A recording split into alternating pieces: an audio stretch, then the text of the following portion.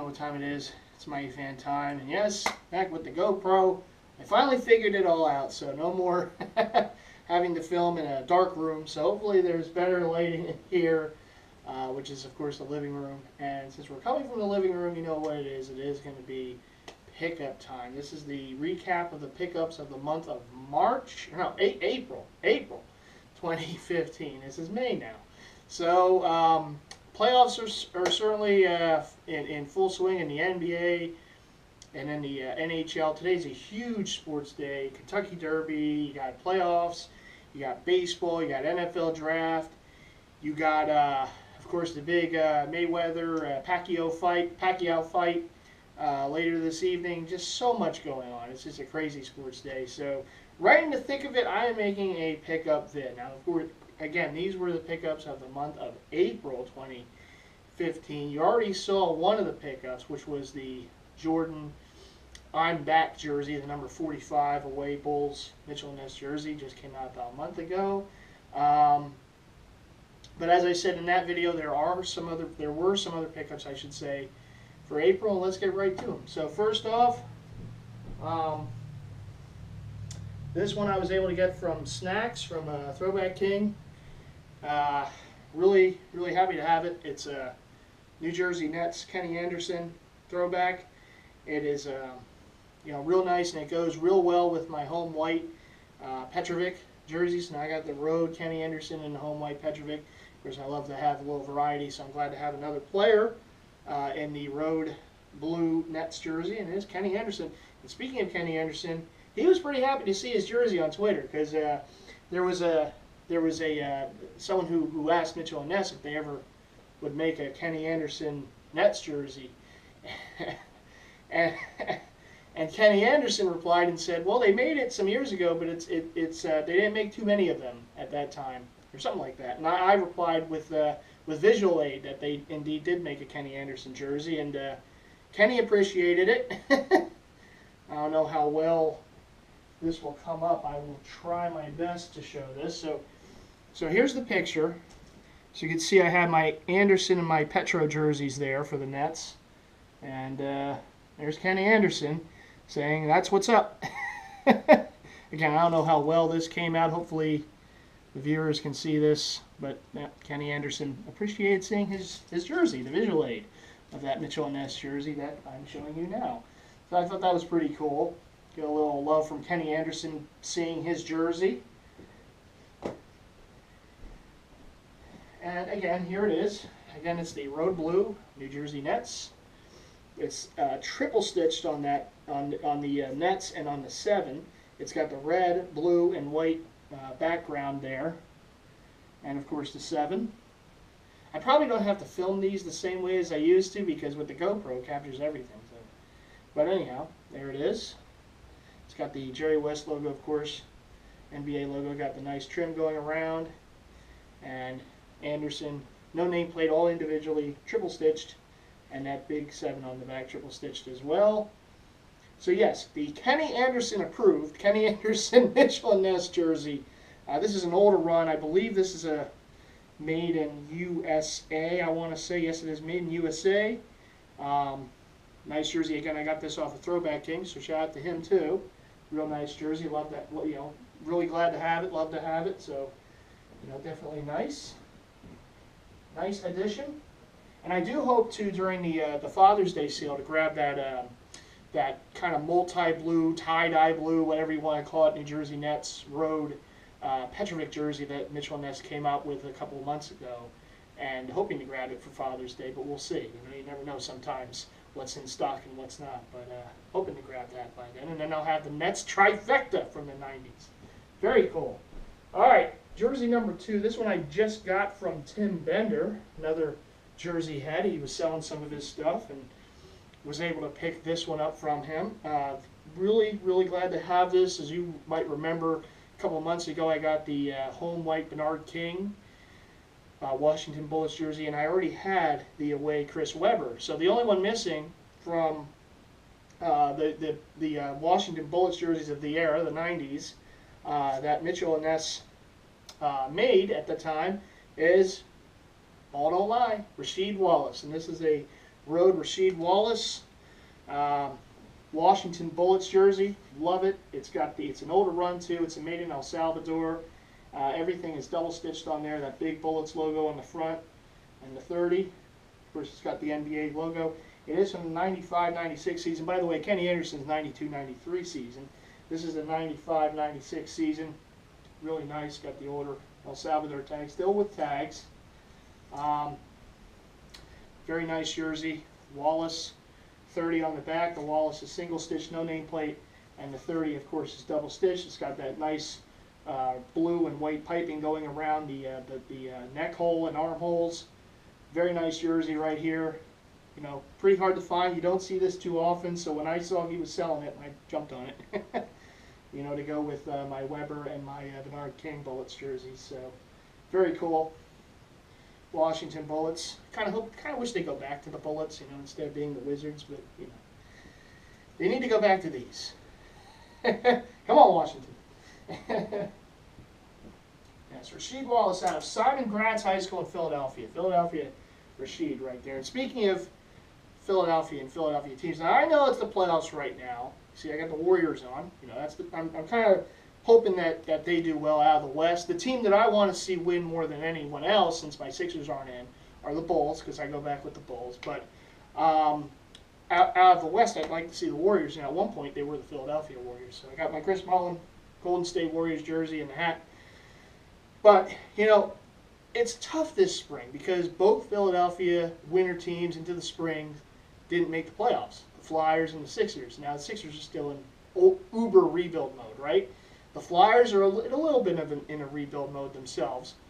So, you know, when you have the home teams not making the playoffs, you kind of reminisce on the days when there was some playoff glory, right? Well, for the Sixers, it's been a while. Okay? It's been a while. Well, you know, the days of AI here and the runs that they had in the late 90s and into the early 2000s, including the finals run in 01, and of course before that was the great Sixer teams of the late 70s and into the 80s with Doc and Moses Malone, you know, came aboard there, and you know, George McGinnis and Bobby Jones and Maurice Cheeks, and the list goes on. Just great players, great players played on the Sixers back then, and they used to have some big rivalries. That's one of the things that's missing from the NBA right now is the rivalries. I really miss that. And the Sixers back then had a huge rivalry with the Boston Celtics, and then of course the Lakers too. They met up in the finals some years. But the Celtics were always that team that the Sixers just had to get by to get to the finals. It always seemed to come down to the Sixers and the Celtics. And back then, the Sixers had a player who was part of the championship team in 82-83, and he had one of the all-time great nicknames in playoff basketball history, the Boston Strangler, Andrew Toney, number 22. Now, Mitchell&Ness never made his jersey. They made a lot of the Sixers jerseys from that era, but they never made an Andrew Toney. I guess they just couldn't get his rights or whatever. But there was a collector who had a Sixers Mitchell&Ness jersey and had it professionally turned into an Andrew Toney. I saw this jersey on eBay, and I was intrigued by it. I kind of let it go a few times. It was relisted a few times, and I finally said, you know what? I'm going to go after it. I started talking to the guy. Actually, there's another group on Facebook for Dr. J, collectibles and such, and the seller of this jersey was on there talking about this jersey. So we had a conversation, and you know, through Facebook notes and whatever. And so, you know, the next day I went ahead and purchased it, and I'm real happy I did because you just don't see an Andrew Toney Sixer jersey very often. So here it is. And since, you know, the Sixers are my favorite team in the NBA, you know, why not have a jersey for one of the great, you know, Sixers and one of the hardest to come by jerseys of a Sixer player. So this is a custom done Mitchell&Ness Andrew Toney. I don't know who the player was before he turned it into the Boston Strangler, but he got the original number off and got the 22s on there on the front. The Sixers name, of course, stayed, and it is an 82-83 jersey. This is a road 82-83. So for those Celtic fans out there, this is probably a jersey you guys don't like to see. Remember, he was beating you guys in the Eastern Finals those years, and of course, one of the great moments really in NBA history was after the Sixers were going to beat the Celtics.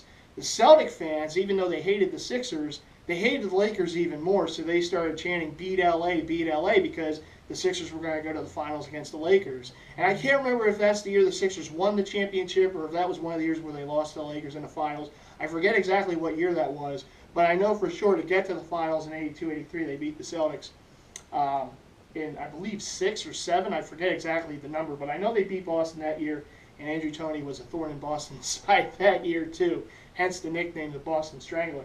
Andrew Toney always played really well in the playoffs and had some great years for the Sixers. I believe it was Charles Barkley who said he was one of the greatest Sixers he ever played with when he was here. Toney was still on the team when Barkley was here. But yeah, Andrew Toney, great player, great, antagonist of the Celtics. And the Celtics had a lot of antagonists over the Sixers, but we had one on them, and that was Andrew Toney. So a great, blast from the past, memory jersey, nostalgia jersey. And again, this is one that Mitchell&Ness never made, so this is a custom, and you just can't tell the difference. You can't tell that this is a custom. It looks exactly like Mitchell&Ness made it.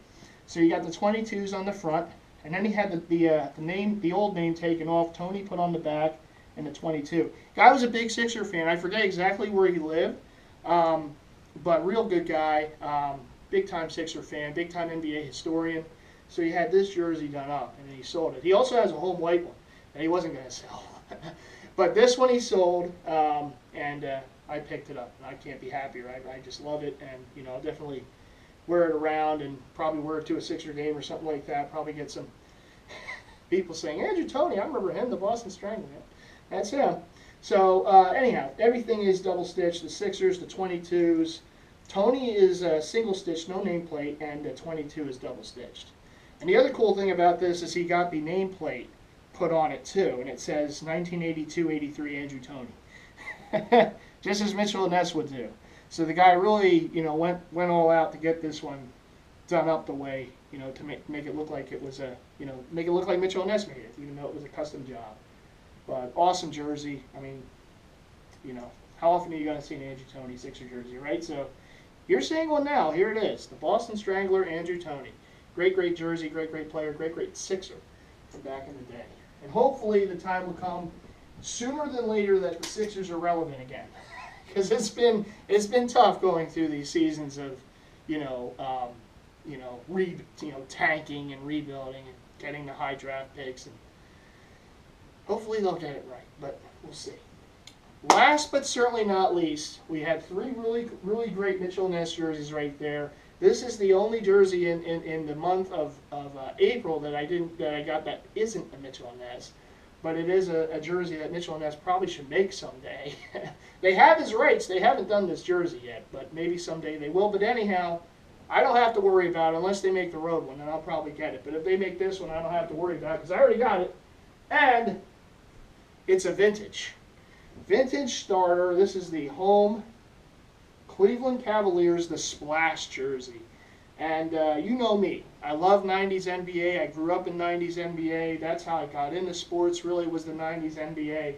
And this is one of those jersey styles from the 90s that, Mitchell&Ness hasn't done yet. And I know they made the shoot-around jacket for it, but they never made the jersey yet. And I was always kind of surprised, as to, well, you made the jacket, you got to get the, maybe someday. Get on it, Mitchell&Ness. But anyhow, here is this is a vintage, authentic Pro Cut starter, Sean Kemp, home Splash Cleveland Cavaliers jersey, called Splash because of the design, going around, basically around the jersey, that blue. Awesome, awesome, awesome jersey. And I do want to give a quick shout out to Big Slim, because he's the one that talked me into getting this. I was really on the fence about it. Why was I on the fence about? Well, I mean, it's a Sean Kemp home white. That's not the reason I'm on the fence of it. Just seeing this jersey alone got my interest. But I'm not a big autograph guy. I don't get a lot of autographs. I don't really seek a lot of autographs. I certainly don't get autographs on a jersey because I like wearing the jersey, And I don't really, deal with the autographs. And I know there's a lot of collectors out there who, with the jerseys or with teams, have a ton of stuff with autographs. They get a jersey of a player, they get the player to sign it. That's all cool. I have nothing against it. I don't have anything against people who do. I know we have a lot of members in our own community who do that. I know, off the top of my head, I mean, I know some of the people who seem to have some of the most awesome collections per team seem to be Laker fans. And I know we have a few of the Laker fans in our community here, and I mean, they get, tons of jerseys. They get them signed or not signed or whatever, but their collections are always awesome. And I do want to, give a shout out there to the Laker fans, because you guys really do it up. You guys certainly, and I know there's a lot of history with that team to get jerseys, but certainly you guys are always very impressive with your collections. I do want to say that, even though I'm a Sixer fan first, but I do want to say that you guys really never cease to amaze me, some of the stuff you guys come up with. But a lot of the stuff that they get will have autographed. And I always had a rule that I won't get an autographed jersey, only because I just don't feel like I can wear it. I feel like I would have to frame it, or something like that. I just, to me it's like, I don't want to do it. But I made the exception. I mean, it's like the Joker said in the Dark Knight. In the Dark Knight, you're gonna break your one rule. So I broke one of my rules for jerseys for this, because this is an autographed Shawn Kemp home white Cleveland Cavaliers jersey. And again, I'm not an autograph guy. I mean, I'd rather just have the jersey without the autograph. That to me is autograph enough, just having the player's jersey. But it is signed and it's authenticated. It came with a certificate from Upper Deck. It's number 111 of 180, and you can see the inscription right there. This is Shawn Kemp's autograph on the back of the jersey. I know the Ramirez boys too. They have some autographed jerseys, and I never thought I would get one, but I had to break my rule for this, because I wanted this jersey. I just really, you see it has a little sticker on there, again for the authenticity. And again, this is an Upper Deck. This is an Upper Deck authenticated autographed jersey. It's a vintage starter. It's a pro cut. It's a size 52, so it fits me perfect. There's the old starter tag on the bottom. And I did a little research on starter jerseys on eBay, and you can find some, but the prices tend to, for some of them, seem to be a little up. But I'm going to keep.